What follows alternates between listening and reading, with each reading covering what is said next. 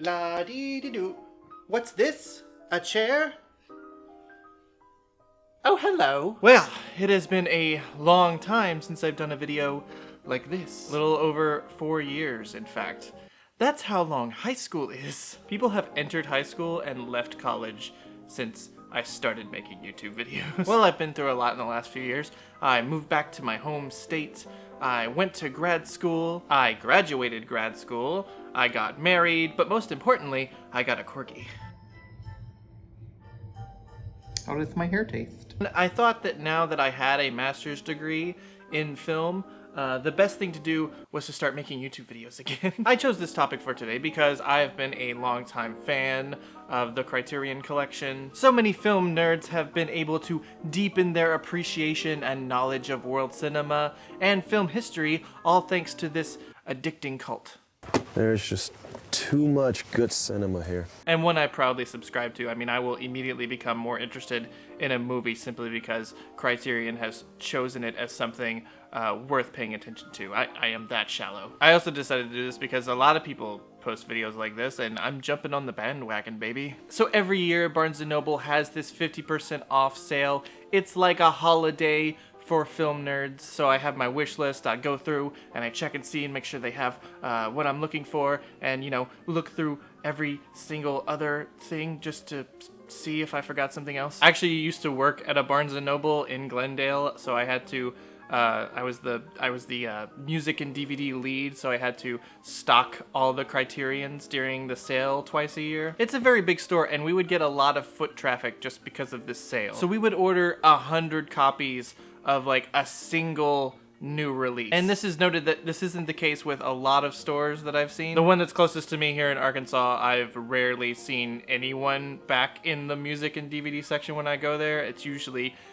eerily quiet. So when I worked at Barnes & Noble, the idea of someone not being in the music and DVD section was unthinkable. And I don't think I've ever, in the last like 3 years, I've never been back here where there was somebody working back here.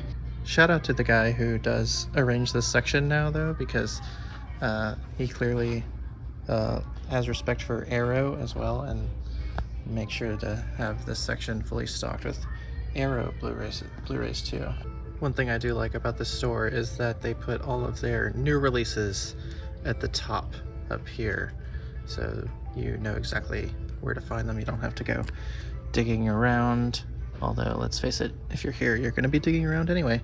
But if you're looking for pink flamingos, it's going to be right there. So the first thing I picked up was Miller's Crossing, directed by the Coen brothers from 1990. This was the Coen brothers' third film right after Raising Arizona. One thing I like about the Coen brothers is that they don't do, you know, the same exact type of movie back to back. They'll do something like Fargo, which was this, you know, dark comedy that won all these Academy Awards. And they'll follow that up with something like The Big Lebowski, which is like the most quotable movie ever. So if you don't know, Miller's Crossing is a stone cold Prohibition era sort of gangster film. It's got anti-heroes, it's got fantastic dialogue. For me, this might be the Coen brothers' most underrated film. I think this is the third time I'd seen it, and it just gets better every time I see it. There's a brand new interview on here with the Coen brothers where they discuss, you know, tropes of film noir and gangster films and sort of repeating themes that go throughout the movie. It's a really interesting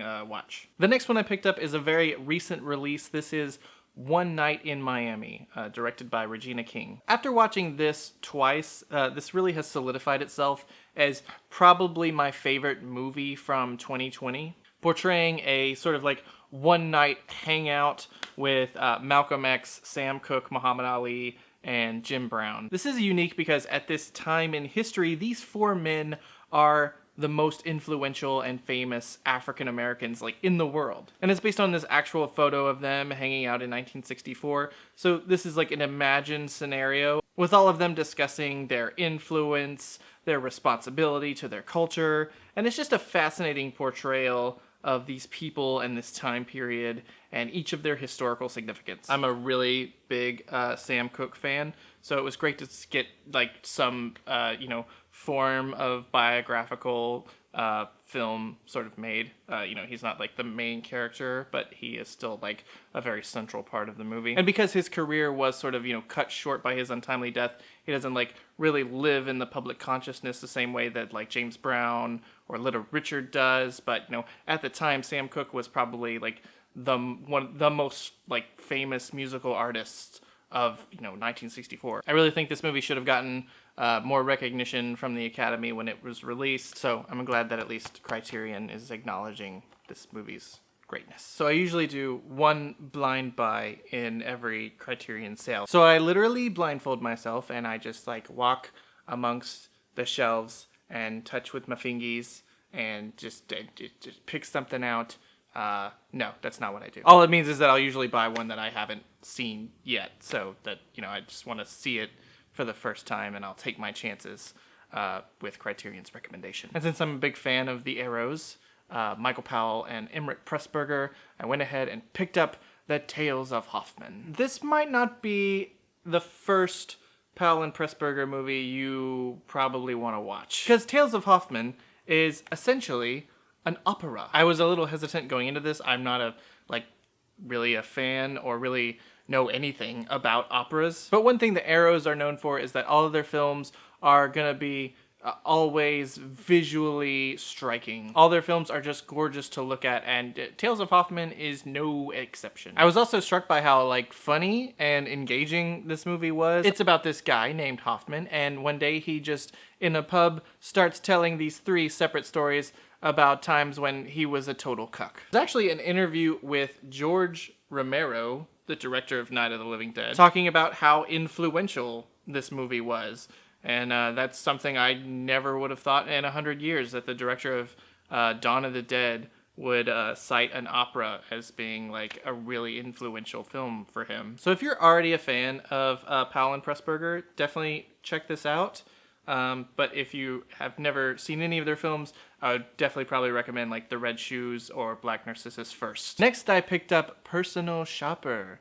It's floating because ghosts. I wasn't actually planning on getting this film, but I saw it and was like, I haven't seen this movie since it came out, and I want to watch it again. I actually have a feeling my wife is really going to dig this movie. So it's kind of this ghost story thriller slash character study from director Olivia Assayas. It stars Kristen Stewart as a woman whose job is to shop for a wealthy socialite in Paris who's trying to get into contact with her twin brother who's just died. The film is very contemplative, and while not really a horror film, has some moments that I remember that just really gave me goosebumps. Kristen Stewart is also really good here. I don't want to say too much about it because I don't want to give a lot away. And also, I just really need to rewatch it. I haven't seen it since 2016. But I do remember it being very moody and entrancing, although looking back, that may have just been Kristen Stewart. And lastly, I got The Piano, or Piano. The first time I saw any part of The Piano was in college, in a media class, and the teacher, for whatever reason, just decided to show us the sex scene. So no context, and all of a sudden, I'm seeing a lot of Harvey Keitel I never thought I'd see. What did showing that scene in isolation have to do with the class? I have no idea. But that painted my perception of the movie for a long time, until I finally just sat down and watched this a couple of years ago. And it turns out, it's a fantastic movie. So again, this is from Jane Campion, who, had quite the year last year with her film, The Power of the Dog. It's this very beautiful, very lyrical film about a woman who, just wants to play the damn piano. So this Blu-ray has a commentary from Jane Campion, which I want to check out, and one of her short films from 2006. So this is my humble little stack that I got from this sale. I was going to get more, but then I realized I didn't have as much money as I thought I did, so I'm okay. I really want to keep doing some more videos. I really like talking about movies, unless I get a full-time job and can use my master's degree and make more money. Because money also makes me happy.